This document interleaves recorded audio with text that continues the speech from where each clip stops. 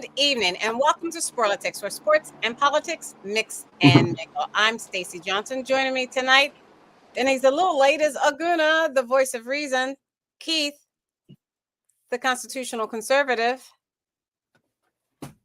Stephen, the independent thinker, and my cousin Todd is off tonight. We've got a packed show for you. Today, American soybean farmers felt betrayed by President Trump as he met at the White House and gave the president of Argentina $20 billion. $20 billion to the president of Argentina, whose soybean farmers directly compete with American soybean farmers. Stephen, in NASCAR playoffs, the United States federal government remains shut down with no solution in sight as the Smithsonian is closed. So as people go into DC and they want to go to the different museums in the city of Washington, D.C., they can't because they're closed. Workers are getting furloughed. But the Republican Senate has set up a single voting session with hopes of reopening the government. Zadarius Smith of the Philadelphia Eagles retires midseason unexpectedly. We'll let Aguna talk about that. New York Attorney General Letitia James spoke, and we'll let you hear what she had to say. Major League Baseball continues as the Philadelphia Phillies' Red October hunt is over. Ceasefire and release of hostages from Israel and Hamas. What's next? It's the middle of the college football season, and Penn State University fires its men's football head coach. That and more, if we can fit all of it in. First up, NASCAR with Stephen. Stephen, I'm going to share my screen. I have a little NASCAR link for you. Here it is. Okay. Like that. If he'd have pitted, they would have never been in that situation. They missed it from the strategy standpoint too. So at the end of this race, the 11 runs him down. The 48 and the 47 run him down. The 48 and the 47 passed the 11 and the 1. Denny in his interview was like, I had no idea what the situation was. He didn't have to because he already knew. Right. And he also was like, I would have done something different. It seemed like he was not trying to push the 1 that hard and coming through 7 to get back on the racetrack. Ross got free on entry and like he had no choice but to pass it. What do you think? He was not going to pass him. If Ross makes that corner, I mean, that whole thing gets stacked up. And I think it's two things. I don't think Denny wanted to pass him because I think he knew that it was going to turn into a shitstorm when he tried to pass him, getting run over the curbs. I don't think that he wanted the controversy. And I don't think that he wanted to race Joey Logano either. That's what I think. There's no way. Yeah, there's no way. Both of those things, it was a damned if you do, damned if you don't moment because he didn't want to pass him for the Logano piece of it, but he didn't want to pass him because he knew it was just going to turn into a war. Denny didn't need anybody to tell him on the radio what was happening.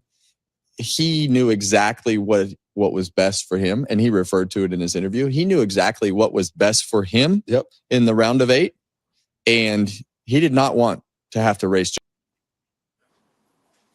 Okay, so Stephen, we're going to let you talk about what happened with that. That was interesting how he came in backwards like that. Yeah, that's a very good clip. It was something we didn't have for the week before. That was a race the week before, but that was a very good clip. And Denny did what he had to do for that race. But then they were at Las Vegas this week, and he did what he had to do, and he won the race. Denny Hamlin did. Puts him up further to the front from winning the championship. And this is Denny Hamlin's 60th win. And he's a driver for Joe Gibbs, who used to own the Washington Redskins, which now owns a racing team with 4 really good drivers. And Denny Hamlin happens to be the top driver. Now, this week, this is what I've been saying. They really need to go back to the old way of scoring, just take the playoffs out of here. But the thing that makes it cool about the playoffs is there's 4 races left, and this race here is Talladega. This race is anything goes. It's not predictable at all. This race is crazy. It's 2.5 miles, 200 some miles an hour. And they always talk about the big one at Talladega. It might be the second big one, the third big one. But this is going to change everybody, all the order. Anything that's been set, everything that's been cookie cutter. Because I said last week, I think there's mostly cookie cutter along the way. No, not if it's Talladega. It's not cookie cutter. And it does make it interesting. It does shake things up. But the old way was better. But the only thing about was bad. If you had somebody that was hot all year, you knew by halfway during the year they were going to win the championship unless they went over the wall and never came back, basically. But I guess each side has its ups and downs, positives and negatives. So I guess we just accept what we get, and it's still good. It's still great racing. And this week, if you want to see a great race, it's going to be Talladega. It's going to be a nice race this week, and it's going to shake everything with the standings that these eight drivers that are still in the playoffs. It's going to change everything about it, and the first could be in last after this week. So it's going to be exciting week. Okay, thank you. Let's move on to your Washington Commanders. Let me share my screen.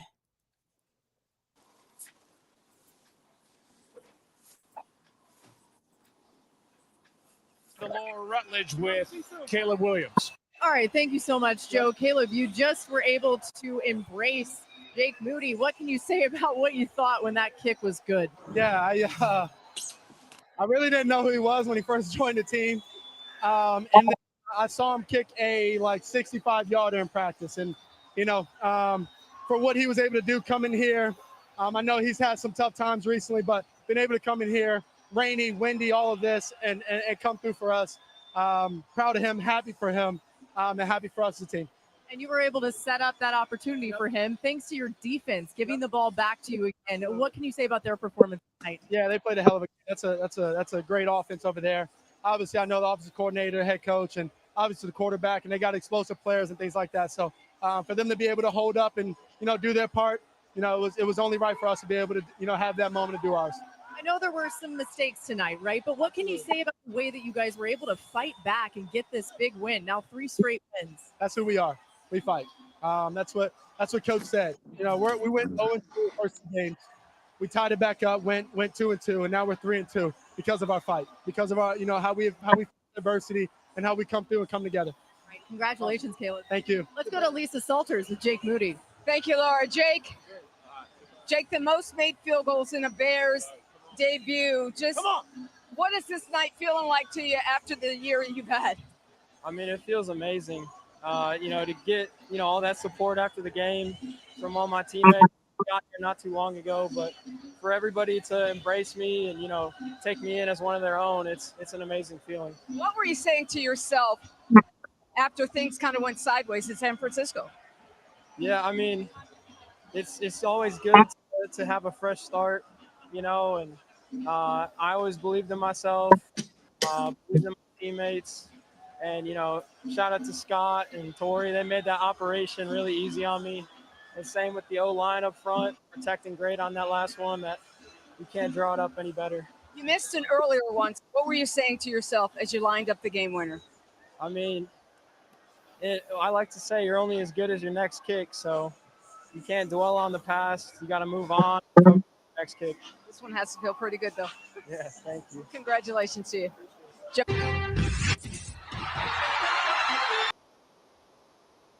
Okay. Well, I'm not one to make excuses, but we're just getting our quarterback back with his feet under him after being out for injuries for a while. We still don't have our starting wide receiver, Scary Terry McLaurin. Debo was a hurt player last night. He was just a decoy. That's all Debo was. We do have, a couple of good players here and there, but it's hard to win a game like that. Coach probably made a couple bad decisions. It was a tough game, tough night. It was a game that the Redskins actually gave away. They should have won that game, and it's not going to get any easier from here on now. I think we can still make the playoffs. The way things are shaking out, we may have may not have a winning record, but we may still win our division. The way everything's happening there, you never know what's going to happen. I still think Eagles are pretty tight, and the Eagles are the ones to beat. But you never know what's going to happen. But that was a bad loss. That was a really bad loss for the franchise. It's not going to get any easier from here. I mean, we played Dallas in Dallas after playing last night and not having a team that's really up, healthy enough to compete. Dallas got a pretty great offense. They got a pretty bad defense. But right now we got an offense that's depleted. We got a defense that can't stop nobody. So I think we may get rolled this week by Dallas. Hate to say it. I try to beat Dallas for the Eagle fans, but I don't know this week. It's That not would be looking nice that if great. you could beat Dallas. I know. Yeah, I mean we're doing well, 3-3, not really bad, but Okay. unless we can get our players back, unless we can get healthy, we do have a great running back. They call Bill for some reason, I don't know why, but he's a great running back, and maybe he can just slow the game down. Maybe he can do a couple things. But there's a Rodriguez is also a running back. They don't use him much, and he's more of a bull. He's somebody they should use just to bust through the line. He's not a finesse guy, but they're not using everybody like they should. They're not running the plays they should. They're not doing the timing is off. I think the coaches are screwed up right now because the players that they depend on are not there. And when you have your number 2 or 3 guy where the number 1 guy should be, you're not going to have the continuity that you need. And that's what's hurting them right now. It's still early in the year. We're going into week 7. There's a whole lot of football to be played. And I do think we do have the best quarterback in our division, but that little Dart guy is pretty good. And Hurts is really good, but he's just different. And he's different this year. It's not working for What little him. Dark guy are you talking about? Dart plays for the Giants. D-A-R-T, yeah. Yes. He's good. He's really good. So maybe he'll come back down to earth. I don't know. But it's troubling times. But hey, to be 3-3 is better than being 0-6 or 1-5. So 3-3, we'll take it, And you know what? It's a marathon, not a sprint. It's the beginning of the NFL season. You still have plenty, like you said, you still have plenty more football games to play.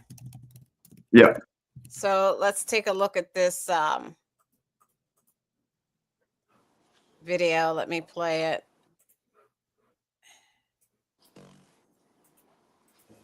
James Franklin is officially out of a job after more than 11 years at the helm of the Nittany Lions.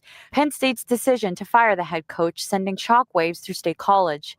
Nicholas Janek, a sophomore, liked Franklin, but says it was a smart move by the university to make a change following 3 losses. I was kind of surprised, but not really, because everybody kind of already thought. There's been a lot of cheering about fire Franklin and all of that stuff, but I mean, not super surprised, but definitely a little bit. Senior Benjamin Torrey tells us he has mixed feelings. Torrey says it's disappointing for this to happen during his senior year. But at the same time, it's like, sometimes change needs to happen. We've been watching, big game after big game slip away. I feel like it's kind of like one of those situations where, like, he's the guy before the guy. Comes in and recruits the players that you need. But you got to have somebody else come in and polish them off to kind of get you to that point where you can keep winning those championships. Although assistant head coach Perry Smith is serving as the interim coach for the rest of the season, the athletics department will continue its search for a new head coach.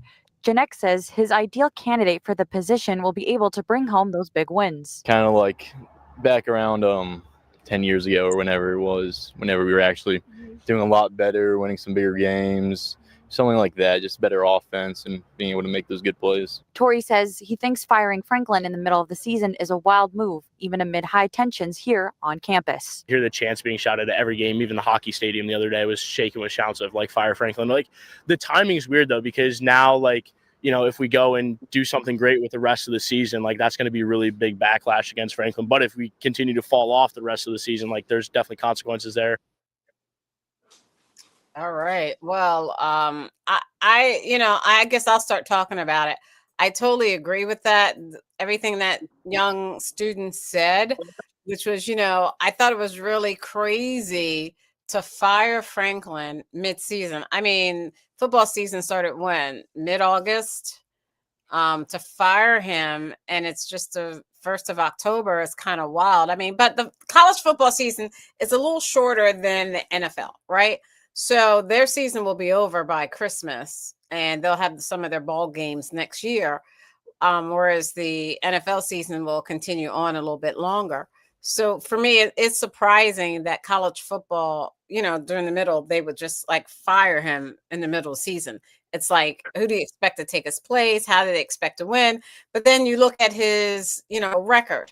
Like if you compare Franklin's record to the coach, who's the big coach from Penn State, for who was there forever. That went to jail? No, one of the coaches went to jail. He didn't go to jail. He died. Joe Paterno. Oh, yeah. Joe Paterno Right. didn't go to jail. Yeah. Joe Yeah, Paterno, but Joe, you know one of what? his coaches went to jail, but You're right. The other one. He was railroaded too. That was a fake criminal too. That was fake criminality. Stephen, But can I finish? what? Oh, I'm sorry. Go ahead. My point was that Joe Paterno never took the Penn State Nittany Lions to a national title. No. He didn't take them to a national title, No. right? Right. Franklin didn't take them to a national title. They had a lot of wins, but I think Penn State is looking to finally capture a national title. So the question is, how do they do that? Is it the coach, the head coach, the coaching staff, or is it recruiting different type of players, putting more money into their football team and changing the coaching staff? They almost have to do like the Alabama did. I mean, Alabama won those national titles, but that's the S as in Sam, E as in education, C as in car. That's the SEC. The SEC is like the National Football League. You know what I mean? It's not like Penn State. So, Stephen, you can add your 2 cents here. Yeah, well, the kid was saying about, how they could win years and years ago. Well, they could win more years and years ago because I think a lot of it has to do, like you said, recruits. It's not about trying to get other different people in there. It's not about that. It's nobody wants to go there. Nobody wants to, and especially now in the last couple years with college becoming like professional sports. There's no incentive for anybody to want to go there. They're done. So them firing their coach, they're putting up a white flag. They're basically saying, we don't have a football team anymore. We're not going to have a football team. We can't. They can't compete. It's not the coach's fault at all. It's the fact that they can't get good people that want to come there. Good people want to go to other places that are already winning, that already have things going, that have already given you the most money to go there. The best players are not going to be going to Penn State. There's a lot of other places like Penn State that are not going to get the athletes that they used to get before, when everything was about recruitment and how they can work with you and make you better. That's why a lot of old coaches like Saban and them, that's why a lot of these coaches are getting out, because college football is not the same anymore. It took everything out of their hands. Yeah, yes and no, but the SEC is still the same. The SEC has had some reshaping and reshaping of some of the teams. Like LSU wasn't the same LSU 10 years ago, and Auburn and Alabama isn't the same Alabama 10 years ago, but Texas. But Alabama lost their coach. That's when Saban left, they lost their coach. I said they had some readjustments to SEC, but still Penn State can't go in and beat an SEC team. Penn State isn't going to go in and beat Ole Miss. Even though Ole Miss isn't ranked the same that they were 10, 15 years ago, they're not going to go in and beat LSU. You know what I mean? They're still Penn State is still having a hard time beating Ohio State. So, the point is the difference in the conferences. Penn State caliber conference is not the same as the SEC caliber conference, but at the same time, they're still expecting to win a national title by changing coaches, and that's not going to happen. No. It's not. Sorry. I said it. It's not. I'm from Pennsylvania. I'll always be a Penn State fan, but they'll be second to my SEC team, which is Auburn, because the SEC is like the NFL. Sorry. Right. Yeah, that's where everybody wants to go, to the SEC. So that's why Penn State, I'm saying, they don't have a chance. I mean, nobody wants to go there. Right. So Penn State is in the Big Ten Conference. Big Ten Conference, They're not exciting. They're not fun. They're not fun to watch. You got Michigan State, you got Oregon, you got Ohio State, you got Rutgers. You know what I mean? You got Indiana. You got Illinois. I mean, you got Iowa in the Big Ten. Um, there's some good teams in the Big Ten, but it's not the SEC. So we're going to move on because I think we agree, right? Yeah, absolutely. Okay, great. So let's move on to politics. And in particular, I'm going to share my screen and say what is going on with a $20 billion bailout for Argentina. All right, exceptional measures there. Elizabeth, thank you. Oh. The Trump administration admits farmers are not doing well under President Trump's tariffs, most especially soybean farmers. The quote, collateral damage, as Politico puts it, in the president's trade war with China. Since May, China has not purchased a single U.S. soybean, not a one, according to the American Soybean Association, turning instead to Brazil and Argentina. That last country there, one that the Trump administration decided to send a $25 million aid package, a bailout that could be backfiring, according to Agriculture Secretary Brooke Rollins. You just heard what she says to reporters in public. Well, here's what she says in private to other officials. She sent a text message to the Treasury Secretary last week while he was at the UN. Here is a picture of it. The message, photographed by the AP, showed Rollins worrying to Bessent, saying, quote, we bailed out Argentina yesterday, and in return, the Argentines removed their export tariffs on grains, reducing their price, and sold a bunch of soybeans to China at a time when we would normally be selling to China, adding, this gives China more leverage on us. Joining us now, Arkansas. Oh, okay. Wait a minute. I'm going to share. I want you all to hear Scott Brown because he is a soybean farmer. Let's hear what he has to say. That's important. Scott, good to have you back. Like to see you on that combine. Thanks for having me, Katie. All right. So I thought it was interesting seeing what Brooke Rollins said to reporters there at the White House and the way that she spoke to the Treasury Secretary, Scott Bessent. Why might she be so worried about the soybean market? Well, like we talked earlier, we went from 12 billion to zero. And then, as a farmer, we get up one morning and you give Argentina, which is our second biggest competition in the world. They're the largest exporters of soybean meal in the world.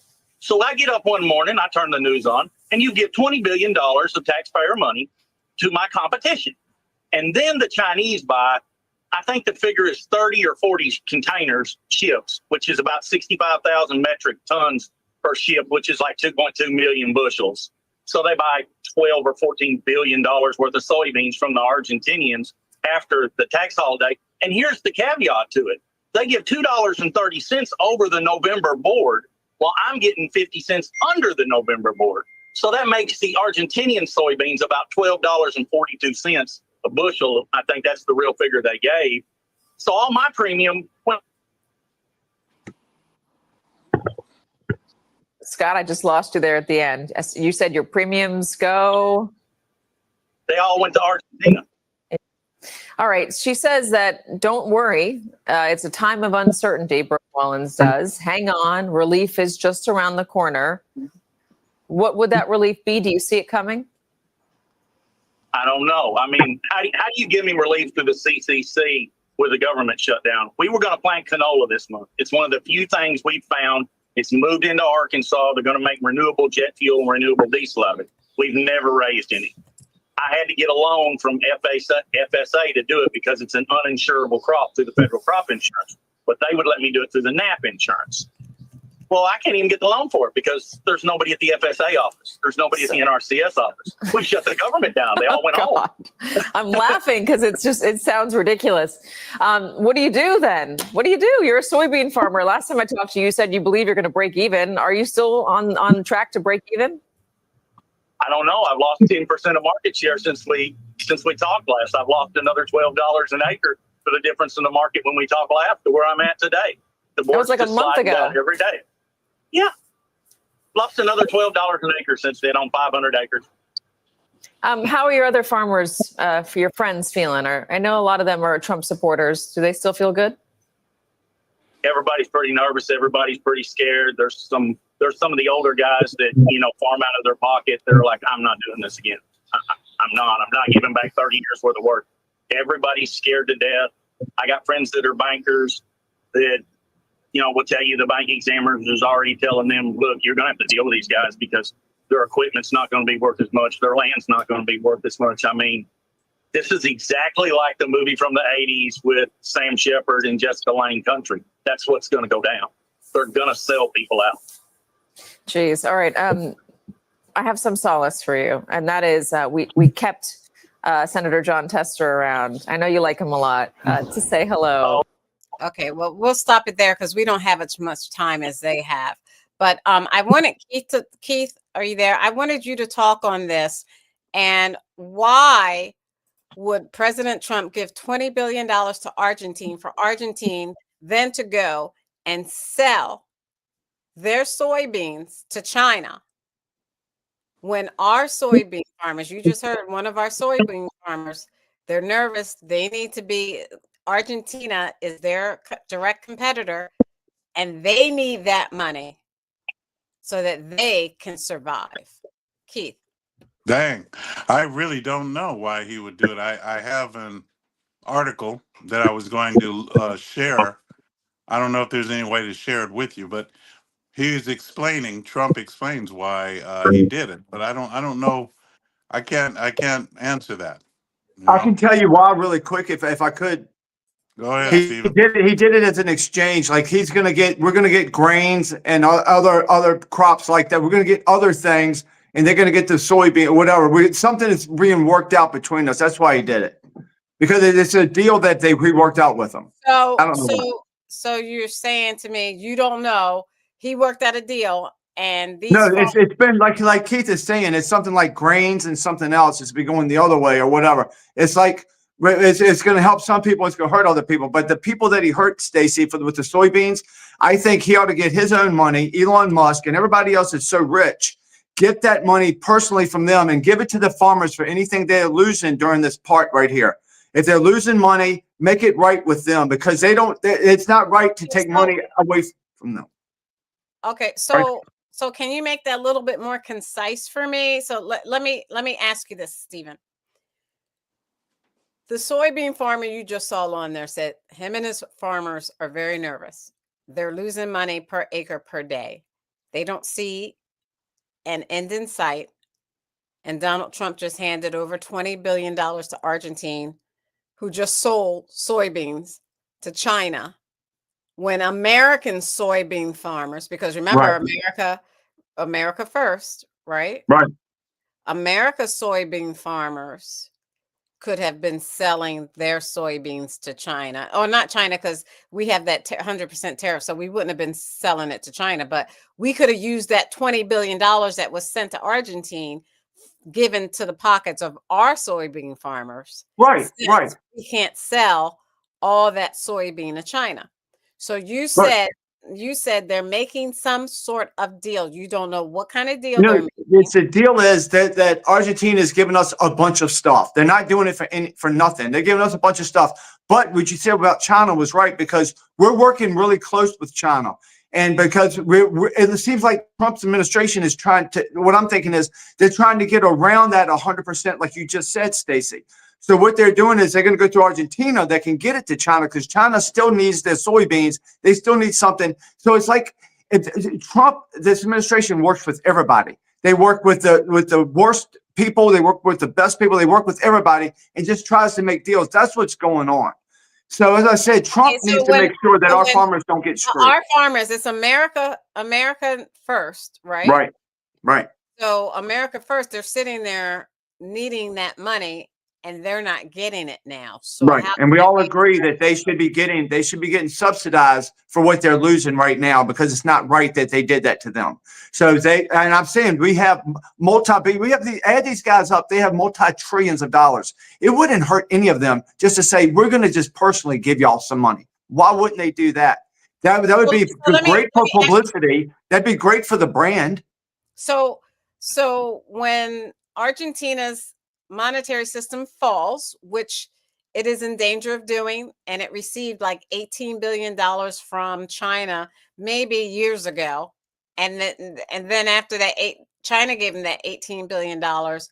They still were in need because their monetary system is about to fall. They were still in need of more money. So the United States gives them $20 billion, and their monetary system may still fall, but our farmers that are here working every day don't get any money. So I don't understand how that benefits us. Right, but they should, and also with Argentina, they were probably competing with China, trying to keep Argentina afloat and trying to be able to get Argentina on our side, trying to get whatever things that they have that we can use. That's what it's all about. What can they do that's better for us? How can we help them? So if we can help Argentina, maybe we give them a bunch more billions of dollars like we gave Ukraine for nothing. Maybe we can give them a bunch more billions of dollars, help them get back on their feet, and also help our farmers. There's no reason they can have to leave them to be in pain. If we should all agree, everybody in this whole country should agree that the farmers should be taken care of.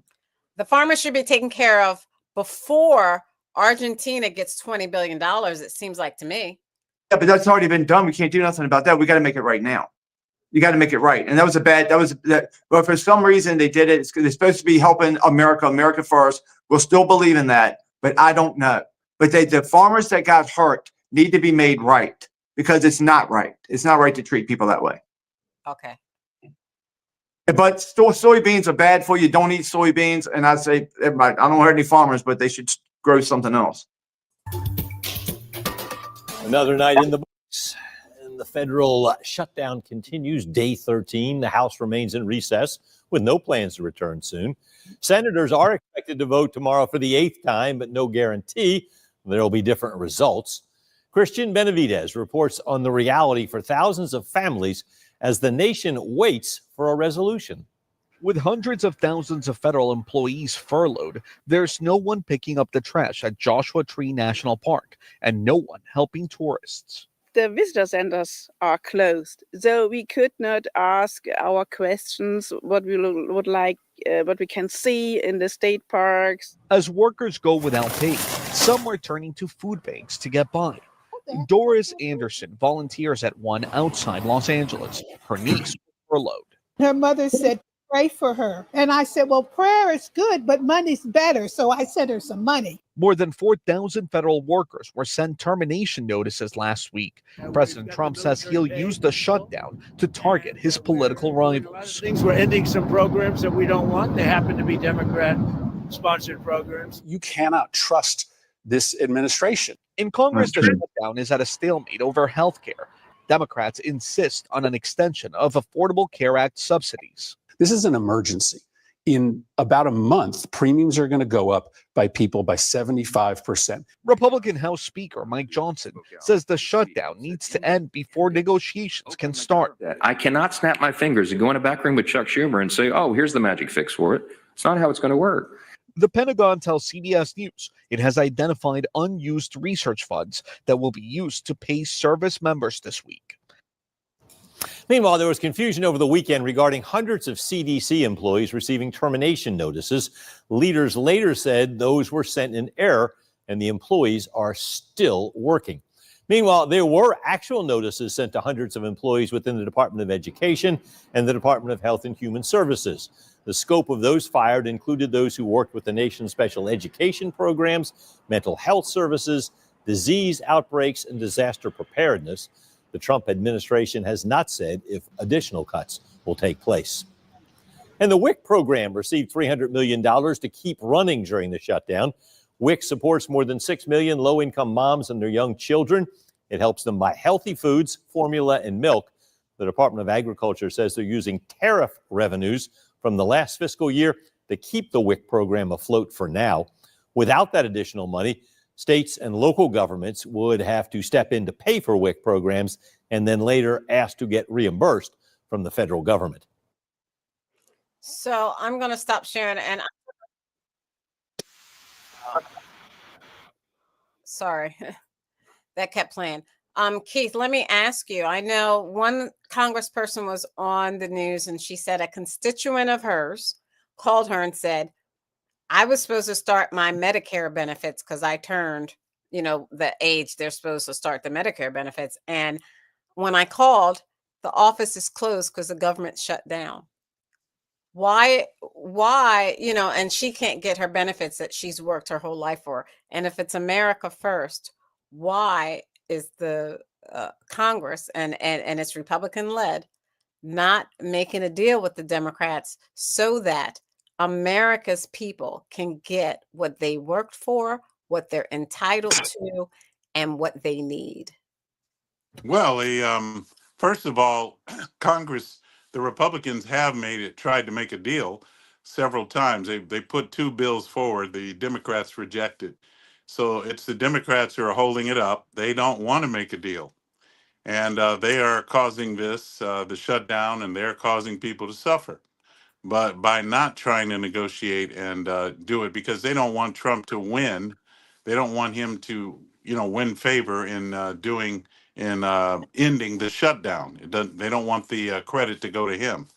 Okay. So basically, they're just rejecting everything. So if it's a Republican majority in the Senate, a Republican majority in the House, and this is for Stephen, and a Republican in the White House and a Republican majority in the Supreme Court, why do they need the Democrats? What do you mean? Why do they need the Democrats, Stacey? Why What do you couldn't mean? they Why do they need? Why couldn't they just pass the bill or whatever they need to pass without a Democrat? Why does the Democrat need? Why does the Democrat? Because everything is everything's really close. They don't have a huge majority. And see, Trump, this administration doesn't want the shutdown. They never wanted the shutdown. And when you showed that clip of Trump and they were lying about what they cut off and was blended in what he was saying, it was BS.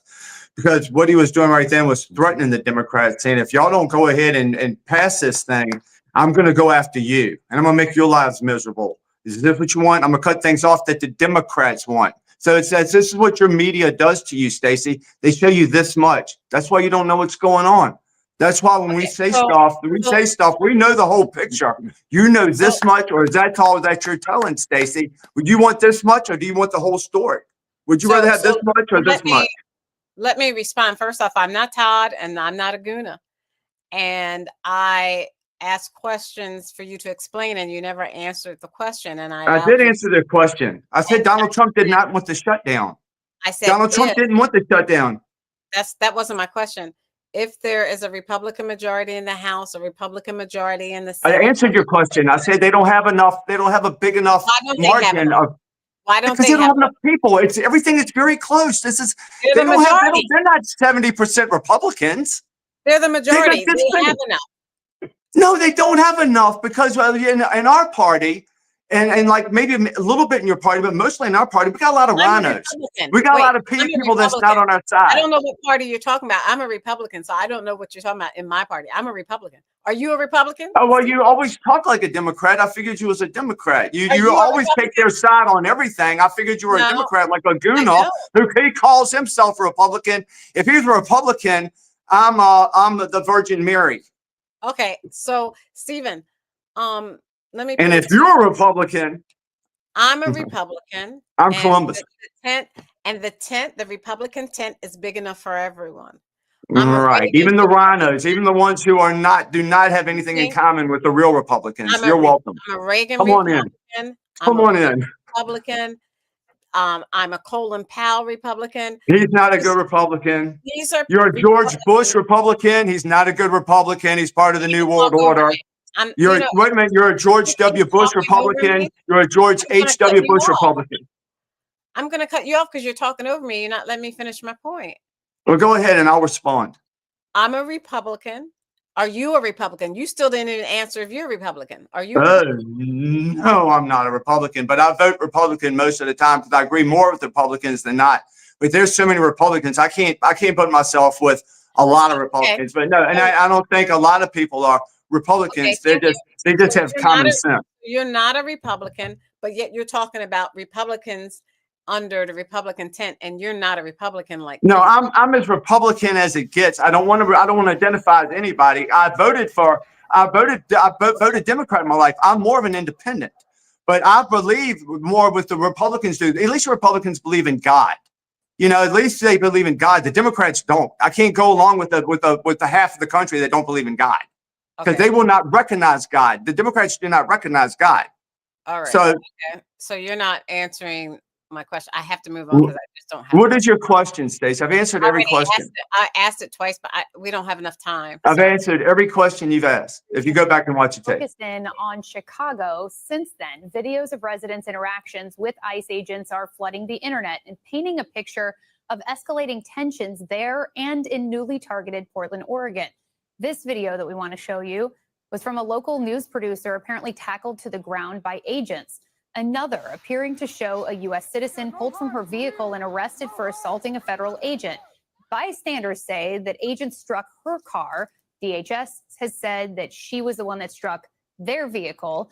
Now, a Chicago pastor is suing the Trump administration after he says he was shot in the head with pepper balls while praying at a protest outside an ICE facility. Joining us now, Seth Stoughton is a law professor at the University of South Carolina. He's the faculty director of the school's Excellence in Policing and Public Safety program. All right, I'm going to stop there because we don't need their comments. We just need our comments and our views. Looking at ICE in Chicago, Illinois, outside of Chicago, in the state of Illinois, in addition to Chicago, and in Washington state, and seeing those videos, to me, that is not the way a force is supposed to treat Americans. We saw Americans out there. Americans. We didn't see them doing that to people who were not legally supposed to be here. The woman on the ground was a producer who was an American. So let's start with you, Stephen. I don't know what we saw, Stacey. I don't know what we saw. What did we see? A glimpse of something. What did we see? Okay, then I won't even ask you the question, Keith. From what? No, ask me the question, Stacey. What do we see? What are we seeing here? What are you upset? Who are you upset with? Are the people protesting, Stacey? Let me ask you that.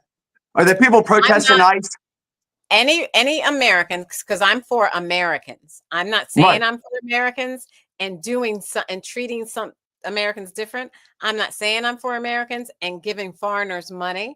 I'm not saying I'm for Americans and leaving the American behind with no health insurance because they turned the age they're supposed to turn to receive the insurance they're supposed to receive. So I am for America first. Americans first. So what I saw was an American producer, a woman on the ground being tackled and handcuffed. That is not what ICE agents are supposed to do to Americans. Was she attacking them? She can only do but so. How can she? That's like saying, how can someone who is handicapped attack? I didn't say. I'm asking. No, were they being attacked, or did ICE just attack some woman that was handicapped? Let me finish. I didn't see her attack them. All we saw was her being handcuffed on the ground, and then all we saw.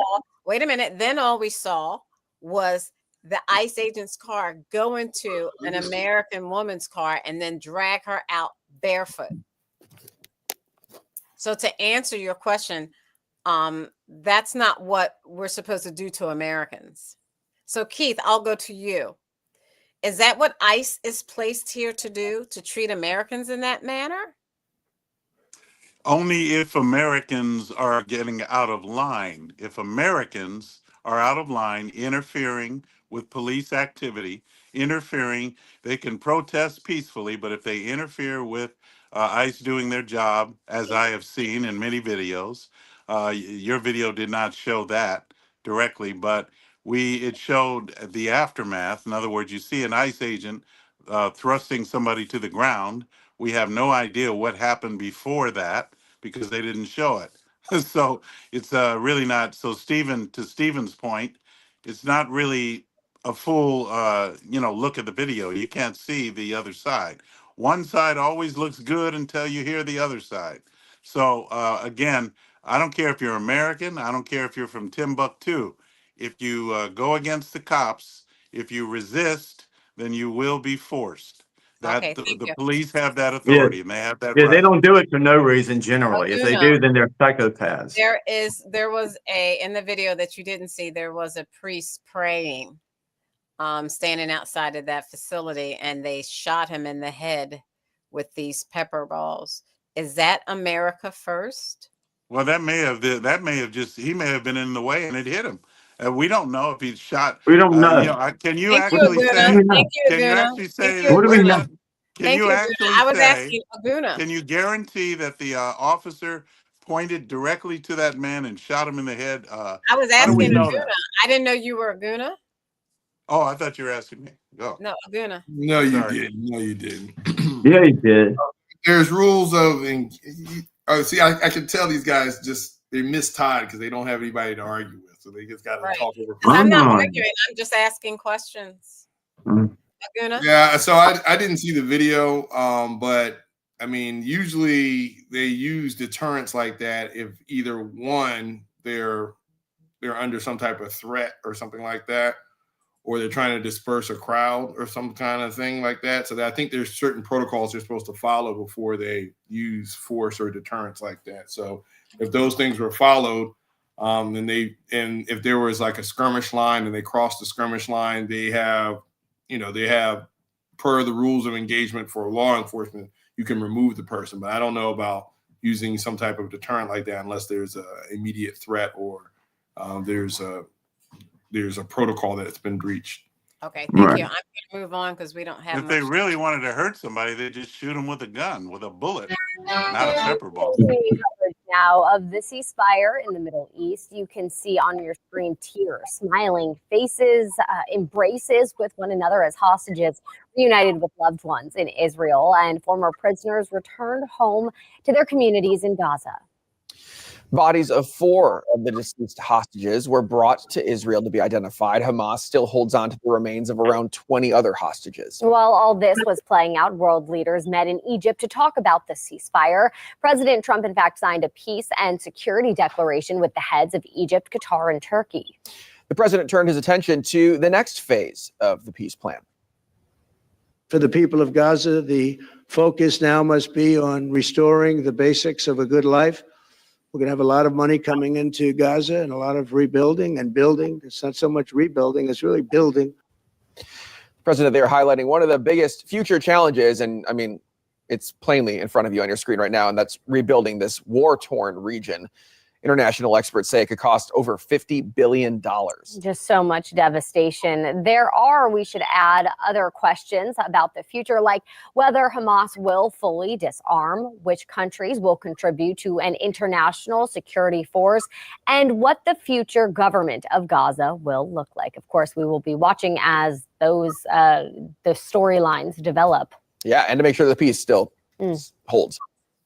Okay, I'm going to stop there because we can talk about that briefly before we go into our next thing because we're out of time just that quick. The ceasefire between Israel and Hamas really didn't work because Israel killed about 6 Palestinians today. They said we're approaching the Israeli troops. This has been a hot. That's not true. That's not true. That's not what happened. I'm going to pull that up, but the Middle East has been a hotbed for years, Stephen, and then Keith.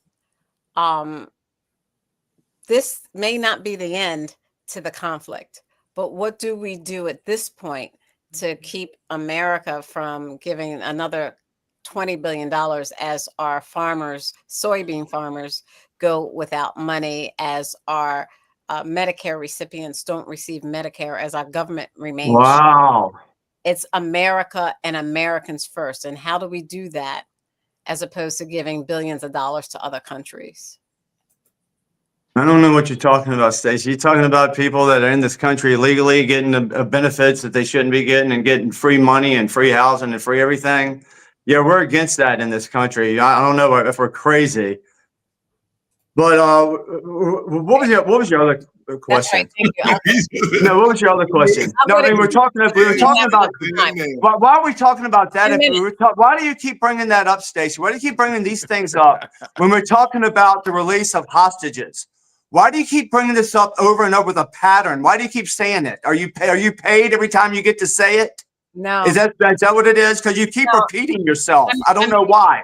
I'm paid. But what it is, I thought we were getting all of those prisoners back that were held, the prisoners that's been held for years.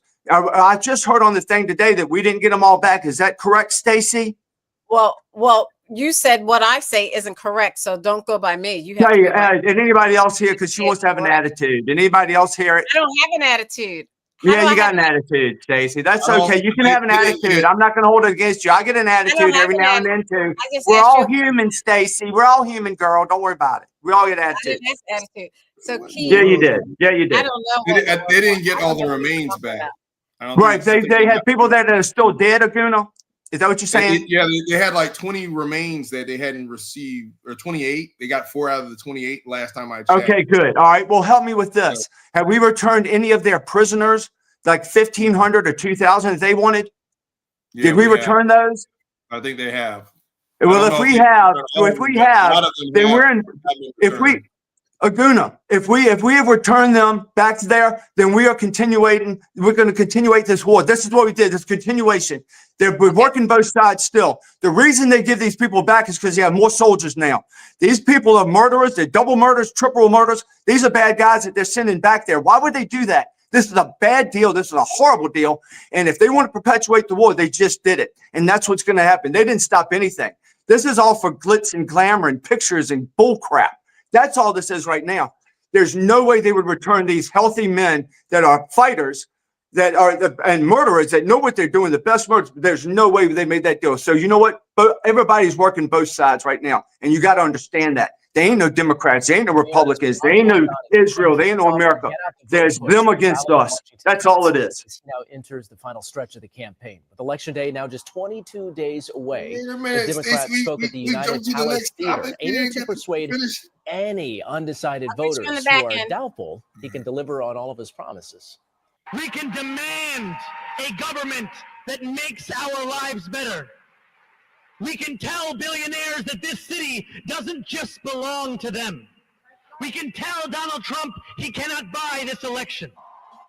New York Attorney General Letitia James introduced Mom Donnie. She got a loud round of cheers and applause. This was her first public appearance since she was indicted by the Justice Department on federal charges. She alluded to those charges during her comments. We see powerful voices trying to silence truth and punish dissent, and yes, weaponize justice for political gain. I will not bow. I will not break. I will not bend. I will not capitulate. I will not give in. I will not give up. Candidates Andrew Cuomo and Curtis Sliwa didn't hold any public events today. They had been expected to march in the city's Columbus Day parade, but that was canceled because of the weather. Okay. You saw Letitia James. Basically, in a sense, Keith, she was responding to the indictment that was made to her by the Justice Department. What did you take from her remarks? We can't hear you. Based on what she's being Yeah, indicted. you muted yourself. I didn't mute you. That's fine. I don't mind. Based on what she's been indicted for, falsing, she's the one that's the liar. She talking about truth. I mean, she's the one that's a liar, and yet she's claiming that Trump is trying to suppress truth. Well, she's the one that suppresses truth. That's Jezebel. That spirit of Jezebel working through her is definitely a liar. So that's what I say about her.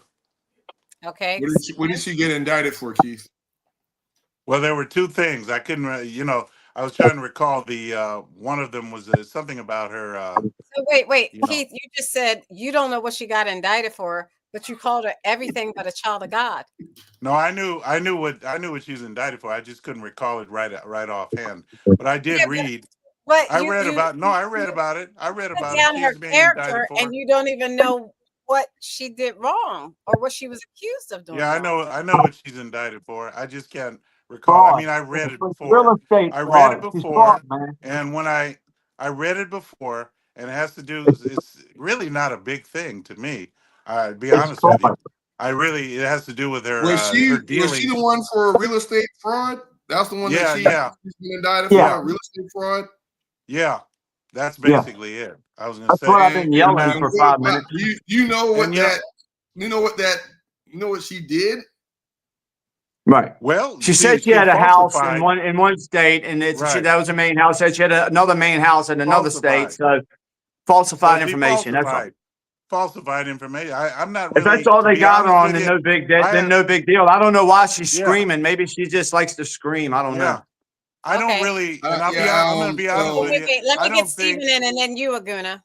I just don't think I that just- that's really that serious. But Yeah. go So ahead. wait, Yeah, It has nothing to do you with don't her. think it's that serious, but you called her everything but a child of God.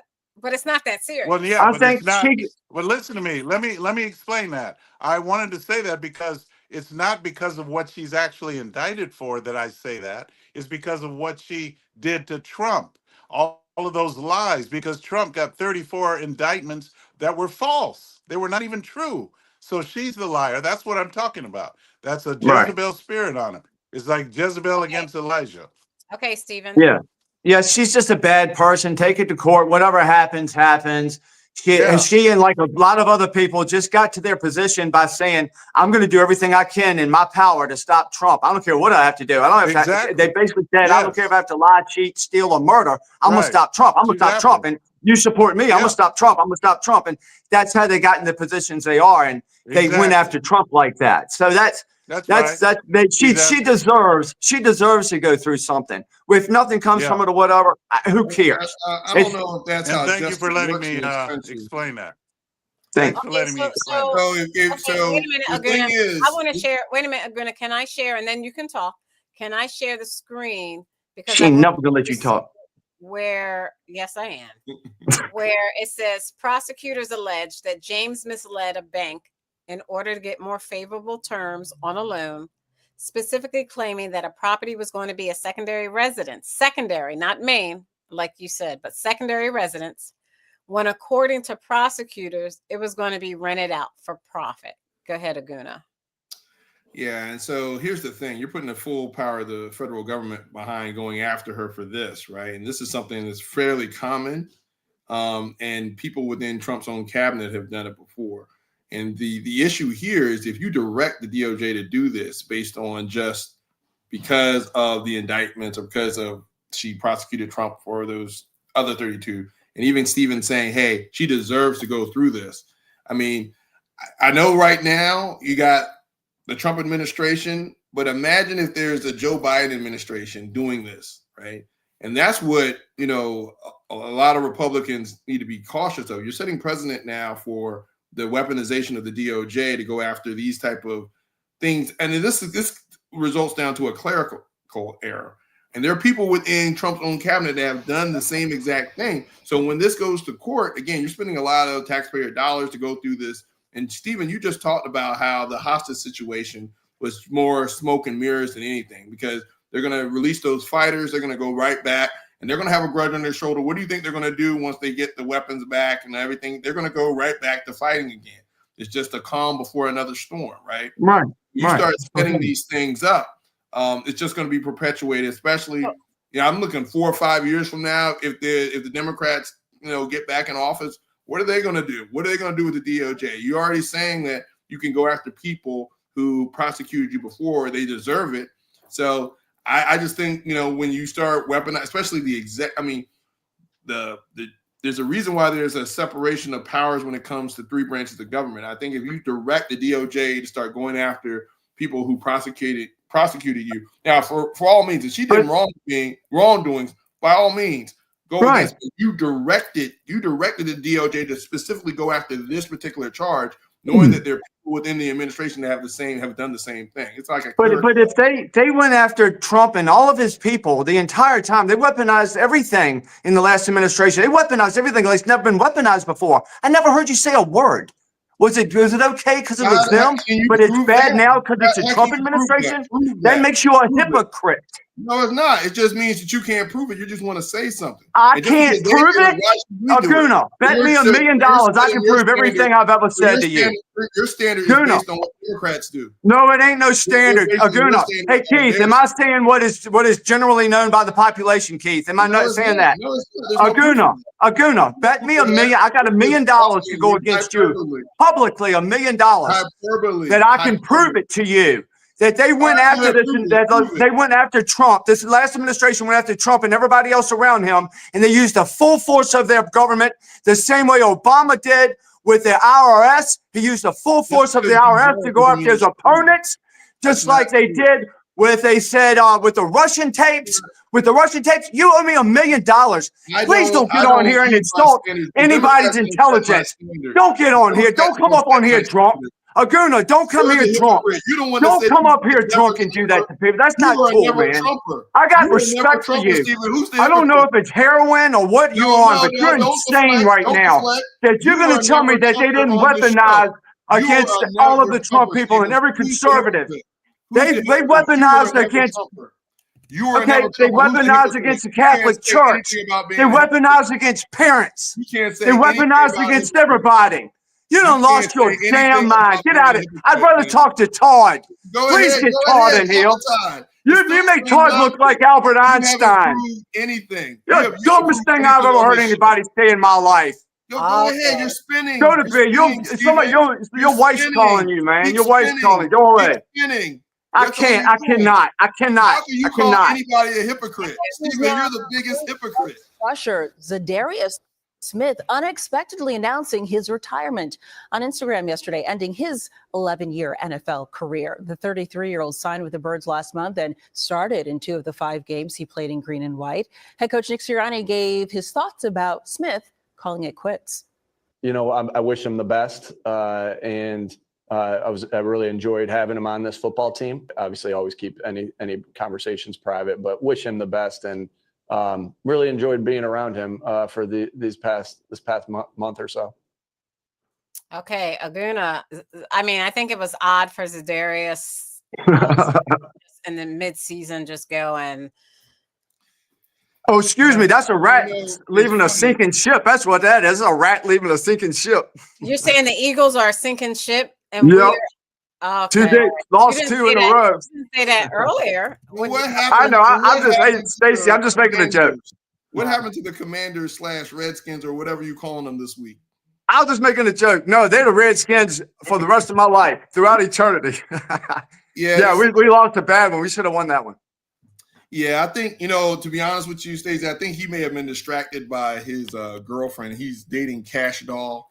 And if you ever Google Cash Doll, you can pull her up. But at the end of the day, Zadarius Smith, he was old. He was 33 years old. He's 33 years old. And so he actually led the Eagles in sacks this year at the edge position just because, again, we didn't have anybody. We've been depleted. So rumor has it they were going to make a trade. And so he'd rather retire. They're 3 weeks until the trade deadline, and they're probably going to trade for an edge rusher. And he signed a 1-year deal, which has got a lot of incentives. So if he caught wind that they may be doing a trade, he'll have less playing time. Maybe he's like, you know what?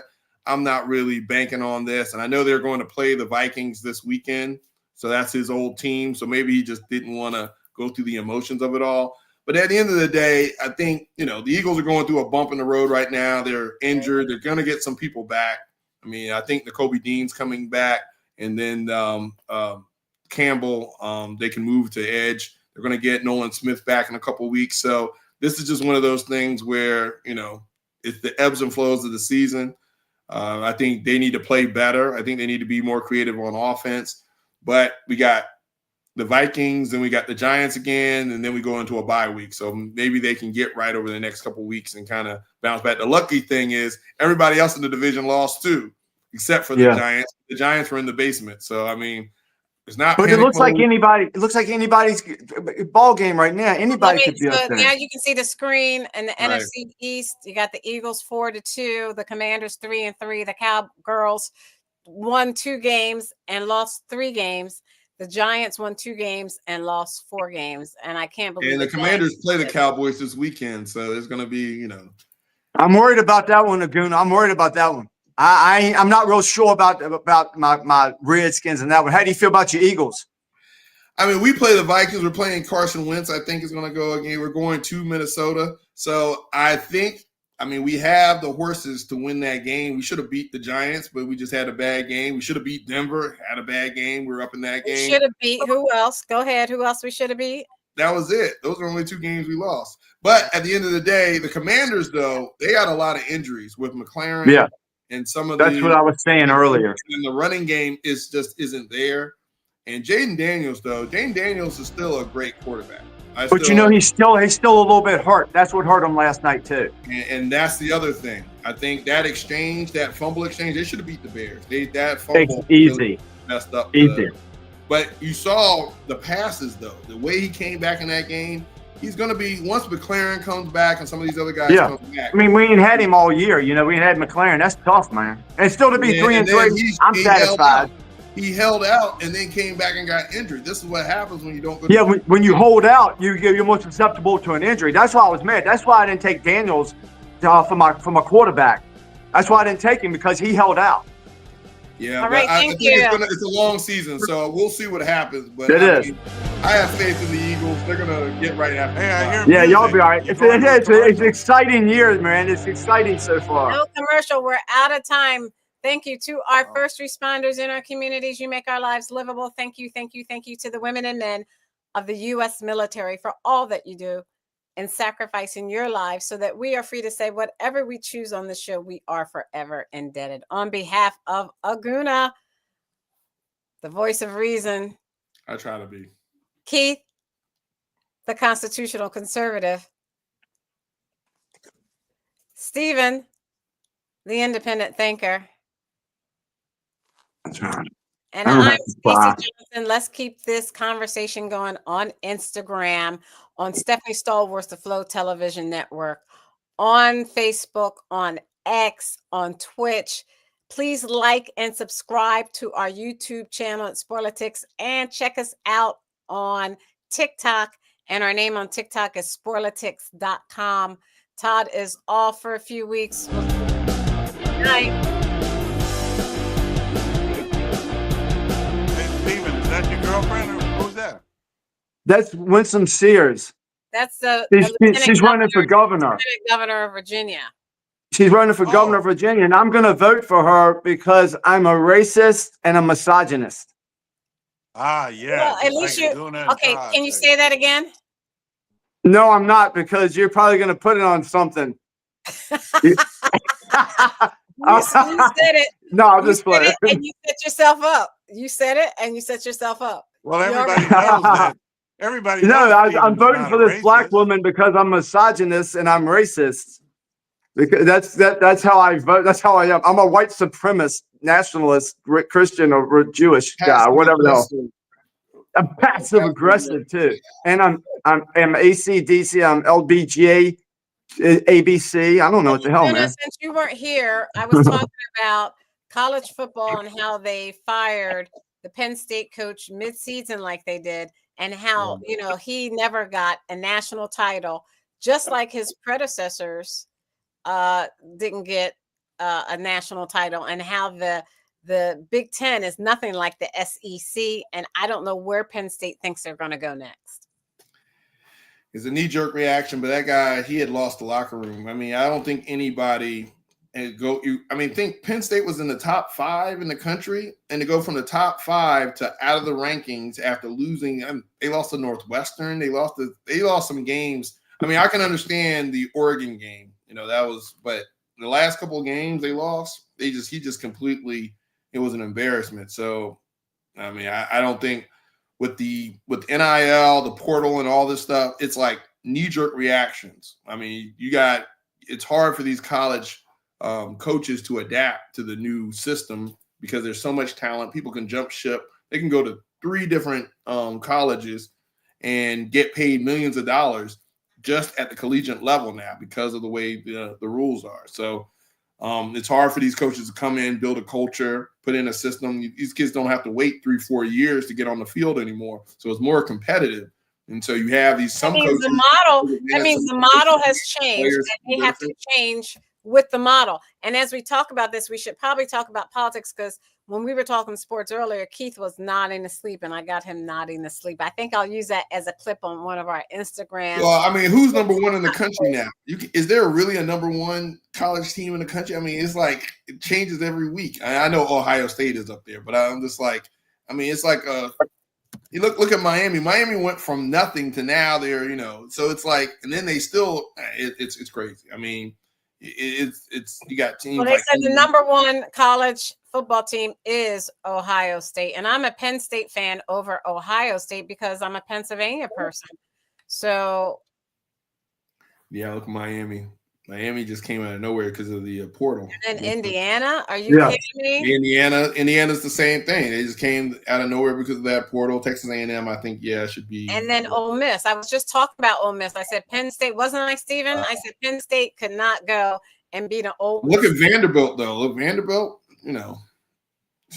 they got some significant wins. I know Missouri lost the other day, but they got a really good quarterback. Yeah, it's a level playing field. There's a lot of parity in college sports now because of the portal and the way things are set up.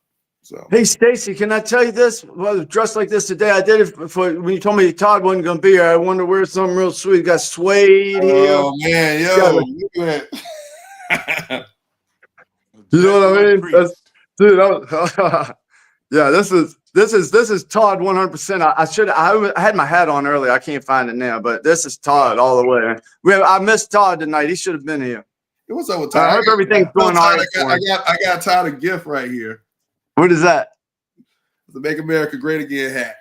All right. Hey, I got mine too, man.